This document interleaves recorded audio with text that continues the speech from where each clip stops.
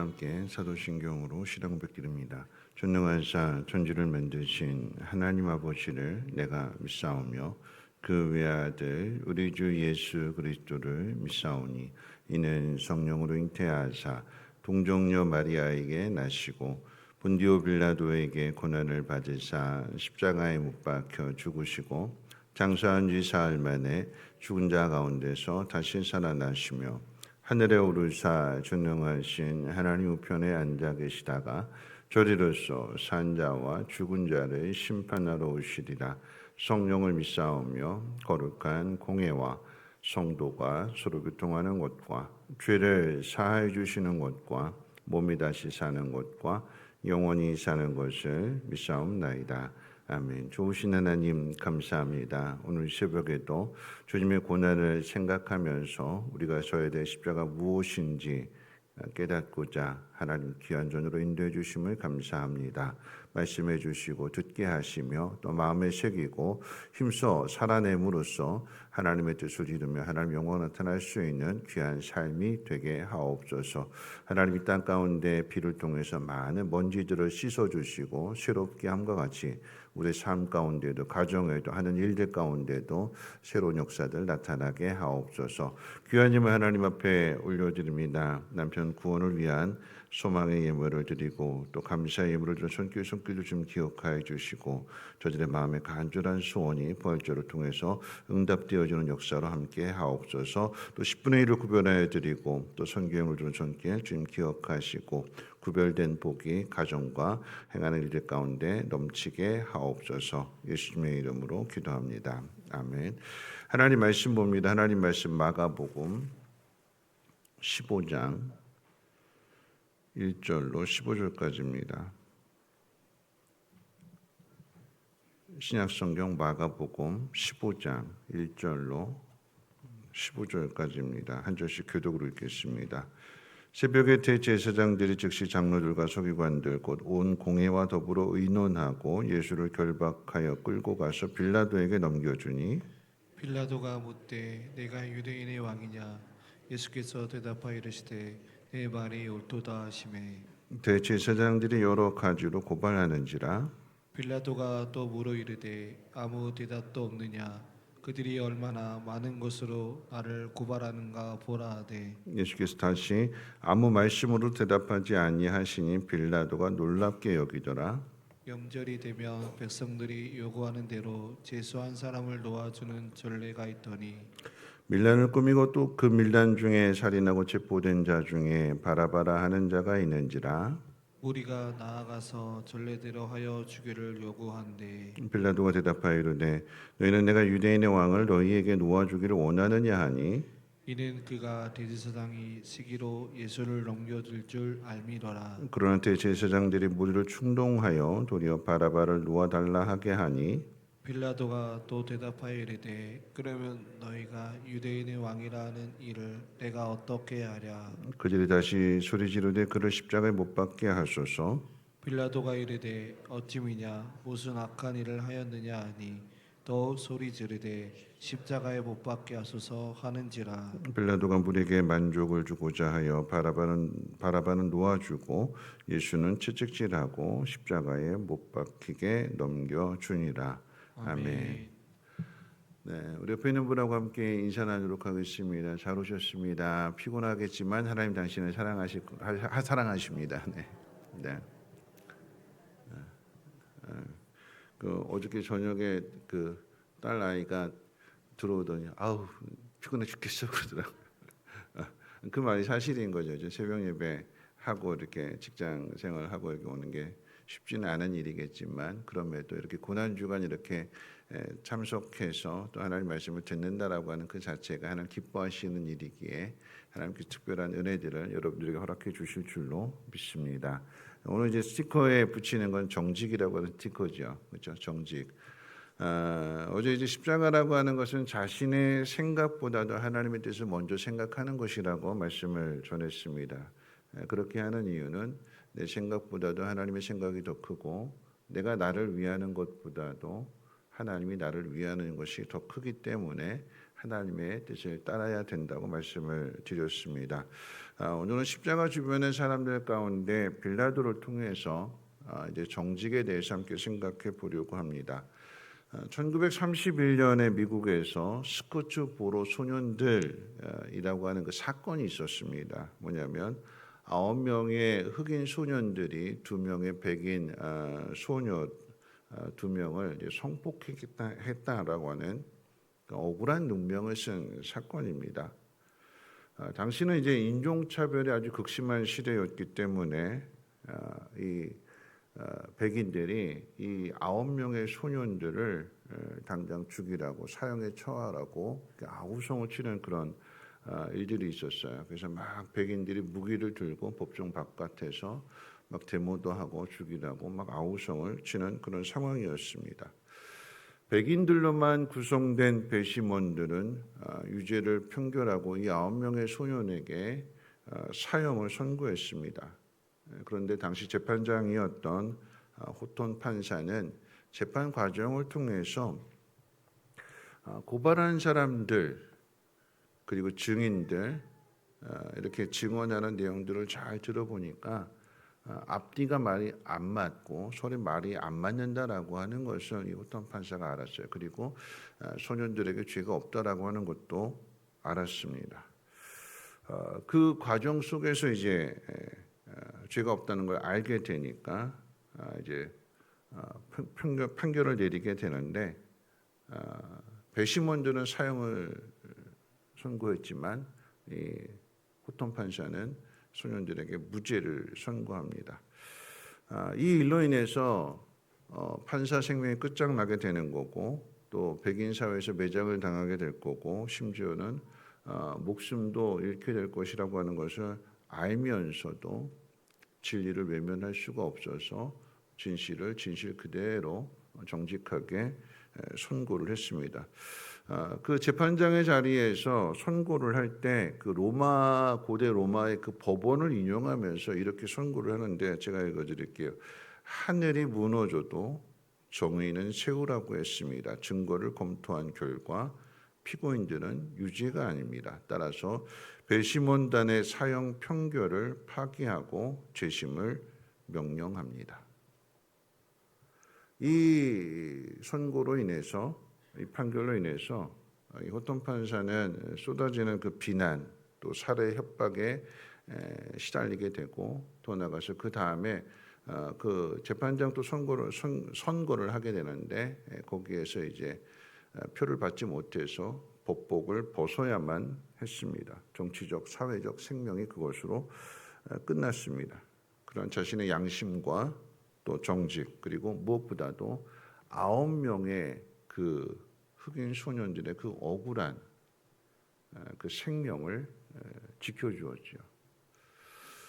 세상은 그 당시에는 이 호톤 판사를 비난했고 그가 가진 모든 것들을 빼앗았지만 그런데 그 사건이 훗날 후배들에게 법조인의 길을 걸어가야 될 그 다음 후배들에게 있어서 가장 좋은 재판의 본보기로 가르쳐지게 되는 거죠.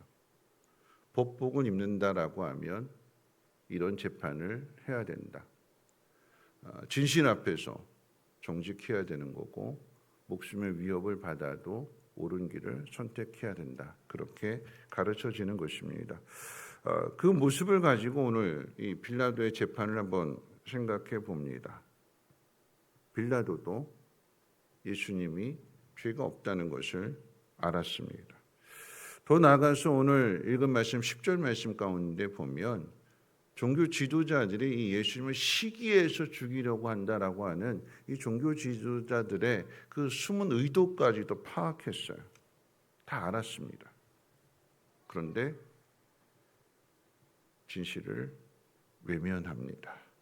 자기 아내가 마태복음 말씀 가운데 보면 자기 아내가 꿈까지 꿨다고 하면서 꿈 얘기까지도 해줬는데 근데 그 모든 걸 다 알고 있으면서도 빌라도는 예수님을 십자가에 못 박으라고 넘겨줍니다. 이 군중들의 거센 아우성 십자가에 못 박아라 하라고 하는 그 고센 함성, 아우성 거기에 무릎 꿇는 거고, 또 나가서는 이 종교 지도자를 협박하는 거죠. 예수를 풀어주게 되면 예수가 자신을 왕이라고 했는데 로마 황제의 반역하는 반역자를 풀어준 거기 때문에 로마 황제를 배신하는 거다 하고 이제 협박하게 되니까 그 협박에 못 이겨서 예수를 십자가에 못 박으라고 넘겨줍니다. 빌라도에게 중요했던 것은 무엇이냐면 무엇이 진실인가가 아니라 무엇이 나에게 유익이 되느냐, 어떤 것이 내 자리를 지키고 내 삶을 지켜내느냐 하는 것이 이제 우선되는 거죠. 빌라도는 여기에 더 나가서 이제 손을 씻으면서 그 종교 지도자 앞에서 손을 씻으면서 이 사람의 피에 대해서 나는 무죄하다. 너희가 당해라. 그 후에 일어날 일들은 너희가 당할 일이다 하고 자기는 스스로 무죄를 선언합니다. 민주적인 절차를 거쳤고 여론에 의해서 나는 풀어주고 싶었지만 너희들이 그렇게 강력하게 원하는 것이었기 때문에 나는 어쩔 수 없이 내어주는 거다. 난 이 일과 무관하다. 자기는 죄가 없다고 자기 스스로에게 면죄부를 주면서 자기를 포장하는 거죠.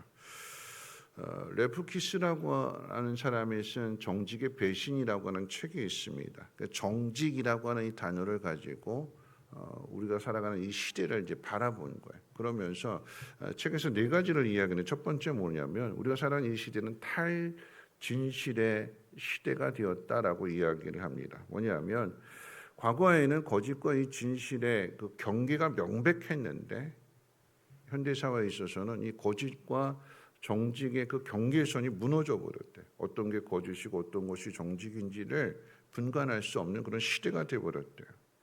객관적인 사실보다도 자기 신념이 우선이 돼 버리게 되고 자기 감정이 우선이 돼 버리게 되고 내 입맛에 맞아야 옳은 거고 내 입맛에 맞지 않으면 틀린 거고, 그래서 안 먹게 되는 기준이 누구에게 있느냐? 자기에게 있다. 객관적인 이야기가 아니라 주관적인 것들을 가지고 진실이냐 아니냐 이것을 판결해 버리는 시대가 되었다라고 하는 이야기입니다. 왜 이렇게 될까요? 듣고 싶은 건 들어요. 자기 신념, 자기 감정, 내 입맛에 맞는 딱 맞는 것, 왜 이런 판결을 내리느냐? 듣고 싶은 것만 들으니까. 듣기 싫은 건 안 들어요. 힘든 거, 어려운 거 안 합니다. 편한 거, 좋은 것만 택하려고 하는, 그걸 누가 결정하느냐? 내가 결정해 버리게. 사람마다 다 기준이 다 다르게 되니까 이 사실에서 벗어나게 되는 거죠. 두 번째 뭐냐면 거짓말이 교묘한 합리화를 이루고 또 더 나아가서 이제 언어 세탁까지 한다라고 하는 거죠. 탈진실 이걸 합리화하기 위해서 명백한 거짓말을 하지 않고 가벼운 진실, 거기에 대해서 더 나은 어떤 대안이 있다라고 하면 그게 마치 더 좋은 것, 그게 마치 사실인 것처럼 그것을 부각시킵니다. 빨간 거짓말이 아니라 애매모호한, 그러니까 물 흐리는 거죠. 그래서 애매모호하게 만들게 되는 거고, 그래서 회색 지대를 만듭니다. 이렇게 하는 이유는 뭐냐면 책임을 회피하기 위해서. 내가 그런 거 아니다. 누가 그랬더라. 카더라라고 하는 말 많이 하잖아요. 자기 생각을 남이 말한 것을 교묘하게 붙여가지고 이건 내 얘기 아니야. 누가 그랬어? 그러면서 자기 주장을 어필하게 되는. 그러면서 자기를 합리화하게 됩니다. 여러분, 이것이 거짓말이라고 하는 것이 예전에는 뭐 정치인들이나 어떤 특별한 자리에 있는 사람들만 하는 일들이었는데 요즘 시대에 있어서는 이게 모든 사람들이 거짓이 모든 사람들이 이제 거짓을 하게 돼요. 우리는 안 한다 이게 아니라 우리도 거짓말을 하잖아요. 일상에서 거짓말을 많이 하게 됩니다. 어떻게 할까요? 이력서 포장, 그렇죠? 어떻게든 취업해야 되니까 스펙 부풀리기. 얼마 전에 일어났던 그 한 여성이 그 술에다가 약을 타가지고 사람을 살해하게 된 그 여성이 그렇게 범죄를 하게 할 수 있었던 이유가 뭐냐 이렇게 봤더니 실제 얼굴하고 이 보여주는 그 사진하고 너무나 틀리잖아요. 보정 필터인가 그걸 해가지고 자기를 포장하는 거예요. 자기 모습이 아닌, 실제 모습이 아닌 다른 모습으로 포장해내는 거예요. 뭘까요? 거짓인 거죠. 사실이 아닌 것을 거짓처럼 만들어내는, 우리 일상 가운데 그게 너무나 많다라고 하는 것입니다. 우리가 많이 보게 되는 유튜브도 마찬가지예요. 사실이 아닌데 마치 사실처럼 만들어냅니다. 그런데 그게 새빨간 거짓말이 아니라 뭔가 하나는 사실이 있어요. 제가 지금 와서 황당한 게 뭐냐면, 그 탐 크루즈라고 하는 그 영화 배우가 영화를 만들었고 그 홍보차 이제 한국에 왔어요. 한국에 와가지고 영화를 홍보하기 온 건데, 근데 이제 관광 목적으로 이제 제주도를 갔는데 그 유튜브 내용이 뭐냐면, 제가 본 유튜브 내용이 뭐냐면, 한국 여인과 사랑하게 돼서 이제 거기 처가가 제주도인데 거기 가가지고 막 그거 보면 진짜인가? 그러면 이제 톰 크루즈가 이제 한국 여인하고 결혼해서 한국에 사는가? 아직까지도 결혼했다는 얘기를 못 듣고, 그런 것들은 어떻게 해요? 그냥 제주도 간 사실은 사실이에요. 근데 제주도 간 그 사실을 가지고 자기가 만들어낸 그 거짓을 만들어내서 그것을 유튜브를 통해서 이렇게 퍼뜨리게 되니까 호감 가는 사람 그 보는 거죠. 이 사람들이 기자를 요즘 기자라고 안 말해요. 기레기라고 이야기합니다. 그건 뭐냐면, 자기가 그 기자라고 하는 그 직업을 가지고 뭔가 자꾸 이야기거리를 만들어내야 돼요. 그래야 자기 수당도 올라가게 되고 승진도 하게 되고 하니까. 그러니까 뭔가 이야기를 만들어내야 되는데, 근데 그 사람들이 뭔가 좀 호기심을 가지고 볼 수 있을 만한 자극적인 말들, 막상 들어가면 별 내용 아니에요.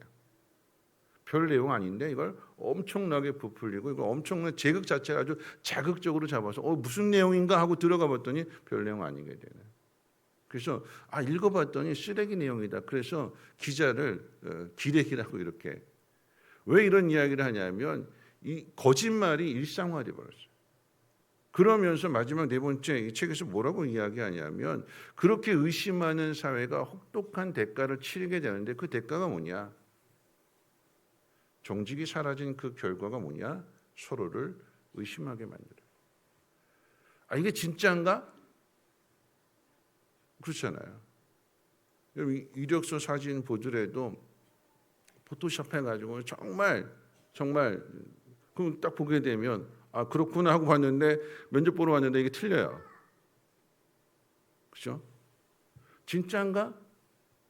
어떤 뉴스를 접했을 때에 정말 믿지 못하는 사회가 되면 이게 진짜냐? 그러면 정말 진짜인지 아닌지를 구별하기 위해서 시간을 투자해서 그걸 또 조사해야 되는 거고, 그러면서 어떻게 해요? 시간은 시간대로 버리게 되는 거고, 사람을 신뢰하지 못하게 되는, 믿지 못하게 되는 그런 세상이 되어버리게 되는. 그러면 심리적으로도 엄청 피곤하게 되는 거죠. 누가 이렇게 만드는 거예요? 내가 만드는 거예요. 우리가 만드는 겁니다. 오늘 빌라도의 이야기를 통해서 이 고난주간 우리가 져야 될 십자가가 무엇인지 오늘 정직에 맞춰서 한번 적용해 보겠습니다. 첫 번째는요, 빌라도의 자리입니다.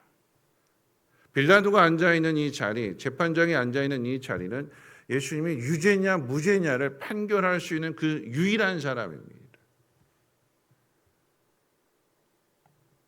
무죄 선고해버리면 더 이상 이 종교 지도자들이 예수님을 죽일 명분이 없어요. 죽일 수 있는 권한도 없고, 죽이고 싶은데 죽일 수 있는 권한이 없어서 지금 빌라도에게 가지고 온 거잖아요.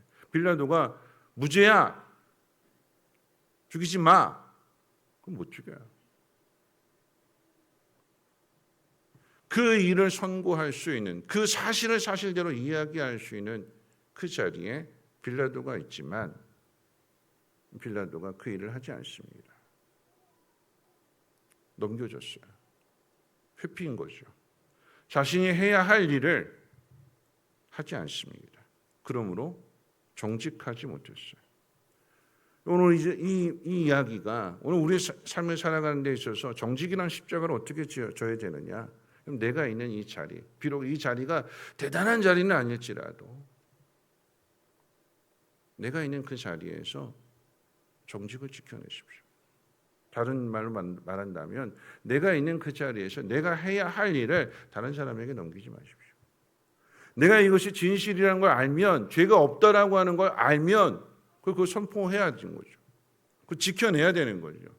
그런데 내가 이걸 진실인 걸 알면서도, 죄가 없다라고 하는 걸 알면서도 죄를 주장하는 사람들에게 넘겨주게 되면, 책임을 회피하게 되면 이것은 죄 없는 사람인데도 불구하고 죄를 있다고 주장하는 사람들에게 가게 되면 죄가 만들어지게 되는 거예요. 죽게 되는 거죠. 그 자리는 지킬지 몰라도 하나님이 그 모습을 보시잖아요. 그러면 사람들에 의해서 그 재판으로 사람들에 의해서 심판을 받지 않는다 할지라도 하나님의 심판을 받습니다. 내가 있는 그 자리에서 뭐 대단한 자리는 아닐지라도 내 업무 가운데 있어서 정직을 지켜내는 일. 이것을 회피하기 위해서 나 몰라요. 다른 사람에게 넘길 것이 아니라 옳은 것은 옳다고 이야기하고 잘못된 것은 잘못됐다고 이야기할 수 있는 그 정직을 지켜내는 삶이 되어야 되는 거죠. 자리가 중요한 거예요. 여러분 그 자리를 얻기 위해서 얼마나 많은 땀을 흘리고 얼마나 많은 노력을 합니까? 근데 중요한 것은 뭐냐면 그 자리에서 어떤 일, 그 자리를 얻는 과정들이 중요한 것이 아니라 그 자리에서 어떤 일을 하느냐. 많은 사람들이 선서를 합니다.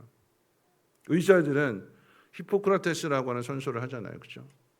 그 히포크라테스 의사가 어떤 의사였는지를 배움을 받고 우리도 그런 의사가 되겠노라고 선서하잖아요. 그거 지켜야죠. 법조인들도 마찬가지로 앞서 이야기했던 그 재판뿐만 아니라 어떻게 판결을 내리냐에 따라서 억울한 사람이 누명을 뒤집어 쓰고 죽을 수도 있고 아니면 반대로 죄가 많은 사람임에도 불구하고 그 죄를 덮어줄 수도 있게 되고 진실을 가려내겠노라고 정직한 재판을 내리겠노라고 옷 입기 전에 선서하고 옷 입는 거잖아요. 목사님 저도 마찬가지입니다. 저도 목사가 되는 그 자리, 임직하는 그 자리에서 약속했어요. 하나님 좋은 목사 되겠습니다. 그 약속을 지켜가는 거예요.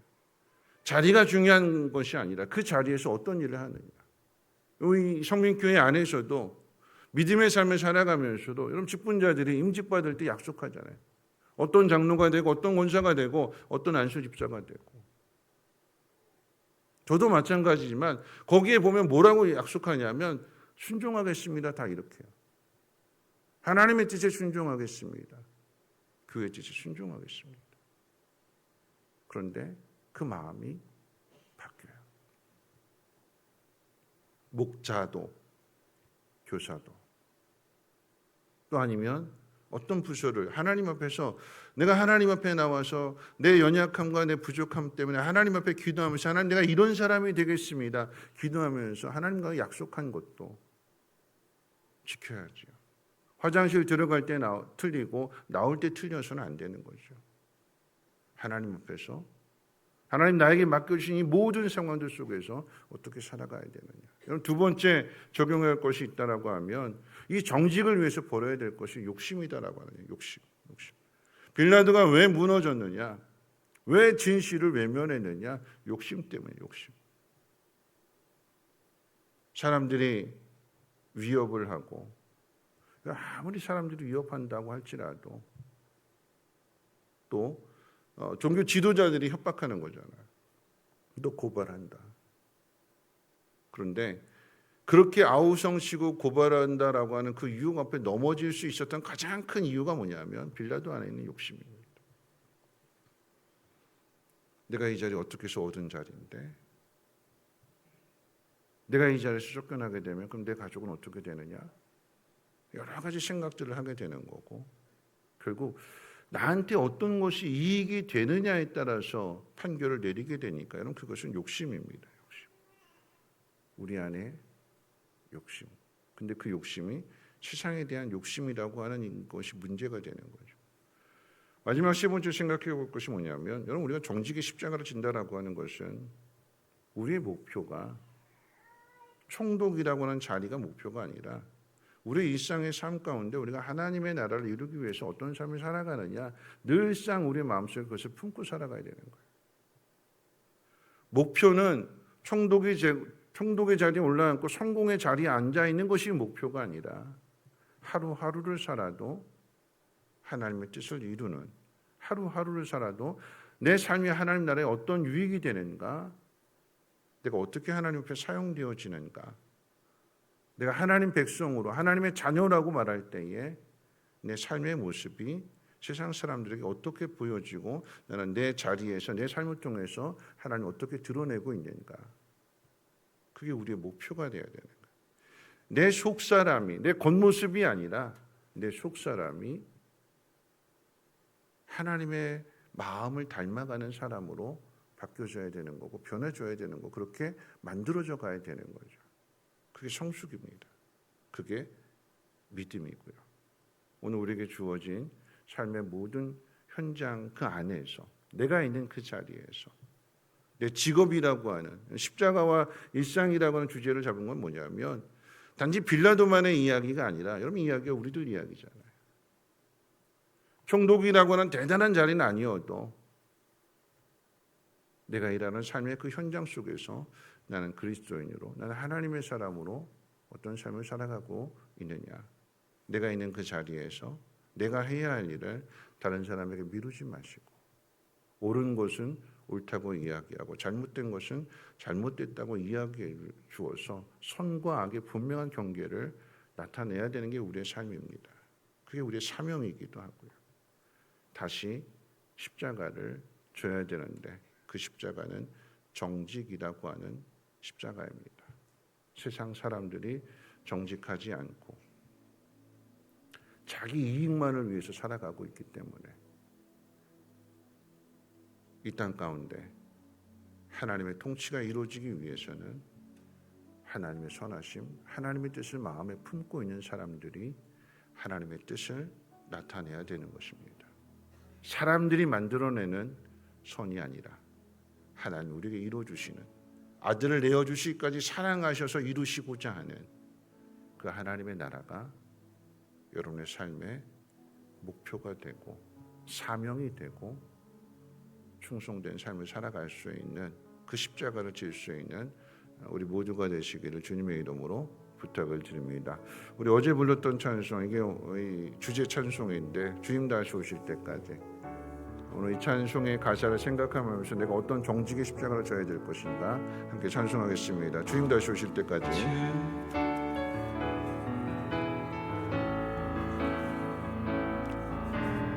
주님 다시 오실 때까지 나는 이 길을 가리라.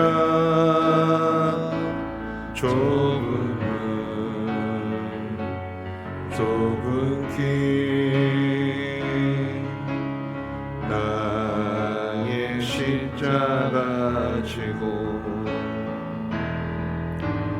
나의 가는 길 끝에서 나는 주님을 보리라. 영광의 내 주님 나를 맞아주시니 주님 다시 오실 때까지 나는 일어나 달려가리라. 주의 영광 온 땅 덮을 때 나는 일어나 노래하리. 내 사모하는 주님 온 세상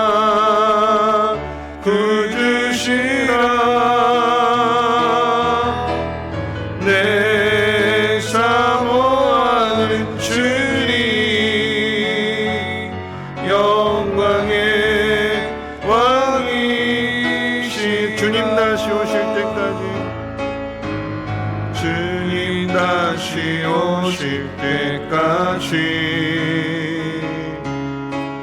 나는 일어나 달려가리라.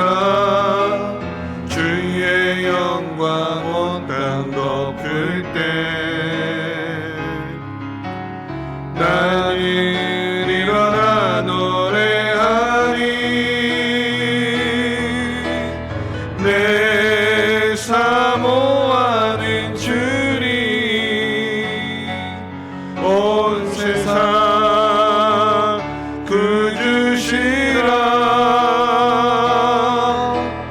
내 사모하는 주님 영광의 왕이시라. 오늘 말씀 생각하면서 함께 기도하실 텐데요. 주님을, 예수님을, 그러니까 빌라도의 재판을 받으시는 예수님을 내 가족이라고 한번 생각해 봅니다. 아버지라고 생각해 보고 내 남편, 내 자녀라고 한번 생각해 보십시오. 억울한 눈명으로 죽임을 당하는 거죠. 정직이 아니라 거짓이 그 재판장을 다 덮어버린 거잖아요. 그래서 죽임을 당하십니다. 그러면 우리가 해야 될 일은 뭐냐면 그 억울함을 밝혀야 되는 거죠. 더 이상 세상이 거짓에 물들여지지 않도록 정직한 세상을 만들기 위해서 살아가야 되는 거죠. 그게 우리의 사명입니다. 내가 있는 자리에서 회피하지 말고 남에게 미루지 말고 내가 해야 할 일을 잘 하는 것, 감당하는 것, 나에게 맡기신 사명을 감당하는 것, 가정에서 직장에서 그게 정직의 첫걸음입니다. 내가 할 일을 남에게 미루지 마십시오. 내가 해야 할 일을 내가 해야 됩니다. 그리고 두 번째, 욕심을 버리는 것, 이익을 따라 움직이지 않는 것. 옳은 건 옳다고 이야기하고 잘못된 건 잘못됐다고 이야기할 수 있는 그 길을 걸어가게 될 때에 어려움을 당합니다. 억울한 일도 당할 수 있어요. 손해도 볼 수 있습니다. 근데 그렇게 걸어가는 그 속에서 주님이 동행해 주십니다. 우리 마음 만져주시고 잘했다 칭찬해 주시는 거고, 그러므로 세상이 진리가 무엇인지, 진실이 무엇인지, 정직이 무엇인지를, 그리고 하나님 마음이 어떤 것인지를 보게 되는 거죠. 오늘 찬양의 가사처럼 하나님, 내가 주님 오시는 그날까지 나에게 맡기신 이 정직이라고 하는 십자가를 짊어지게 하옵소서. 혹 넘어질다 할지라도 다시 일어나게 해주시고 다시 정직한 삶을 살아갈 수 있는 그 믿음의 담대함을 허락해달라고 우리 주여 한번 힘차게 부르고 통성으로 기도합니다. 주여, 사랑 많으신 하나님 아버지, 오늘도 하나님 말씀을 듣습니다. 다 도망가는, 자기 십자가를 내려놓고 자기 살겠다고 다 도망가는 그 제자들의 모습 속에서 다시 돌아와서 져야 될 십자가라고 한다면 하나님, 정직이라고 하는 십자가를 지고 나갈 수 있는 우리 모두가 되게 하옵소서. 빌라도는 예수님을 살릴 수도 있고 죽일 수도 있는 그 자리에서 살리는 일이 아니라 죽이는 일을 선택합니다. 자신이 해야 할 일을 회피하였고 미뤘고, 그러면서 자신은 나는 아무것도 모른다, 나는 아무 잘못 없다, 손을 씻습니다.